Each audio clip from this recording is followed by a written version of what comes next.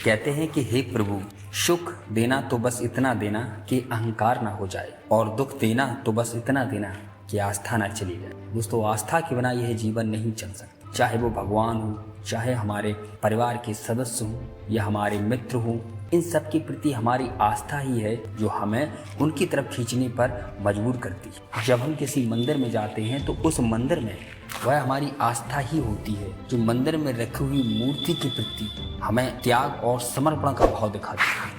हम उस मूर्ति को प्रणाम करते हैं। ये जो प्रक्रिया हमारे दिमाग में चलती है, यही आस्था है। दोस्तों, आस्था रखना किसी भी चीज़ के प्रति बहुत ज़रूरी है। यदि हम उस चीज़ के प्रति आस्था और समर्पण का भाव नहीं रखेंगे तो उसका प्रभाव हमारे जीवन में नहीं पड़ेगा। लेकिन इससे पहले हमें यह समझना ज़रूरी होता है कि कौन सी चीज़ हमारे और हमारे समाज के प्रति सही है और कौन सी चीज़ हमारे और हमारे समाज के प्रति गलत है। यदि हम ऐसी चीज़ों को ग्रहण कर लेंगे, ऐसी चीज़ों के प्रति हमारी आस्था हो जाएगी जो हमारे और हमारे समाज के प्रति हानिकारक हैं, तो हम इस संसार के, इस समाज के बहुत ही दुष्ट और दुर्जन व्यक्ति बन। हम खुद अपने आप को हीन भावना से देखने लगे। हमने प्रारंभ में ऐसी चीज़ों को स्वीकार किया जो इस समाज के लिए हानिकारक। इसलिए हमें किसी चीज़ के प्रति आस्था रखने से पहले हमें यह समझना ज़रूरी होता है कि वे चीज़ें हमारे लिए कैसी हैं। दोस्तों, आस्था दिमाग का प्रमुख रसायन है। जब आस्था विचारों के कंपन के साथ मिश्रित होती है तो उसे हमारा अवचेतन मन तुरंत ग्रहण कर लेता है। जैसा कि दोस्तों आप जानते हैं कि हमारा अवचेतन मन सोचता नहीं है, वो केवल करता है।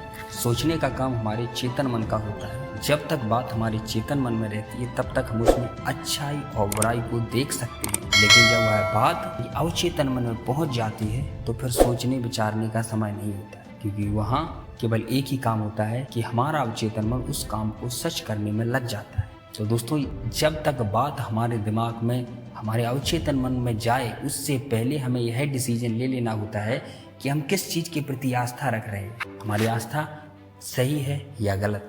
आस्था दिमाग की एक अवस्था है जो स्वतः सुझाव के सिद्धांतों के माध्यम से प्रेरित की जा सकती है। स्वतः हम अपने आप को यदि सुझाव देते हैं तो उससे प्रेरित करते हैं। आस्था को हम अपनी दिमाग की अंतिम अवस्था भी कह सकते हैं। जब हमारी सोच आखिरी पड़ाव में पहुंच जाती है तो वह आस्था का रूप ले लेती है। तो जब मंदिर में रखी हुई मूर्ति के प्रति हमें आस्था होगी तभी हम उसे दंडवत होकर प्रणाम करेंगे।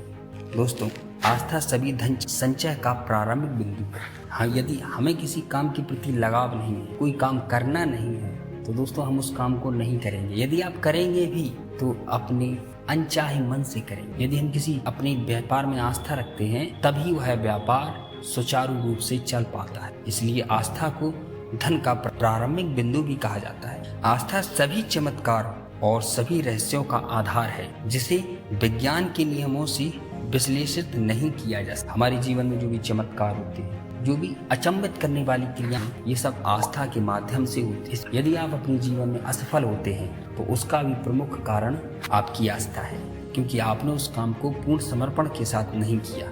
आस्था वह रासायनिक तत्व है जो प्रार्थना के साथ मिश्रित होकर अनंत बुद्धि के साथ एक सीधा संचार स्थापित कर देता है। आस्था वह तत्व है जो मनुष्य के परिणत मस्तिष्क द्वारा निर्मित विचारों के साधारण कंपन को आध्यात्मिक समतुल्य में बदल देता है। आस्था ही एकमात्र माध्यम है जिसके द्वारा अनंत प्रज्ञा और ब्रह्मांडीय शक्ति मनुष्य द्वारा सजग बुद्धि और इस्तेमाल की जा सकती है। हम इस यूनिवर्स को भी अपने कंट्रोल में कर सकते, ब्रह्मांड की सारी शक्तियों को समझ सकते हैं, बशर्ते उससे पहले हमें उस आस्था होनी चाहिए जो हम करने वाले हैं। इसलिए दोस्तों, अपने जीवन में आस्था का विशेष महत्व है। आप कोई भी काम करें पूरी श्रद्धा के साथ करें, आप अपने जीवन में ज़रूर सफल। वीडियो पसंद आए वीडियो को लाइक करें, चैनल को सब्सक्राइब करें। Thank you for watching.